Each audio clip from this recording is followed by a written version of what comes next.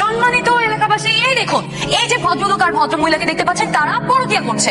আপনারা নিশ্চয়ই ভদ্রলোককে এতদিন আমার সঙ্গে রনে বনে জনজঙ্গলে দেখেছেন পথে ঘাটে মেলায় কিংবা পুকুরের ভেলায়, কিন্তু আজ সে পরনারীতে আসক্ত। সে আমার বউ, সে আমার ভবিষ্যৎ, সে আমার ভালোবাসা, কিন্তু এই দুষ্টুরের প্রয়োজনে পড়ে সে আজ পরকীয়া আসক্ত হয়েছে।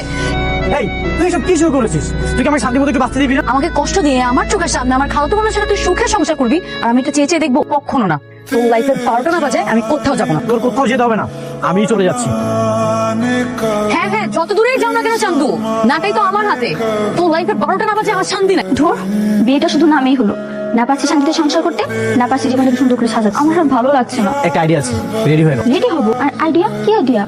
চলো আমরা দূরে কোথাও ঘুরে আসি, কোয়ালিটি টাইম স্পেন্ড করে আসি, সাথে হানিমুনটাও হয়ে যাবে। হানিমুন না, এক্সাবা সেখানে গিয়েও হাজির হবে। কি যে বলো না তুমি, ওকে কি জানিয়ে যাবো নাকি? 1 ঘন্টার মধ্যে ও ঘুমিয়ে পড়বে, আমরা ঠিক 2 ঘন্টা পরে মোহাম্মদপুর বাস স্ট্যান্ডে চলবো, তারপর সেখান থেকে খাগড়াছড়ি একটা বাস ধরে ওখান থেকে আমরা বান্দরবান চলে যাবো ডিরেক্ট।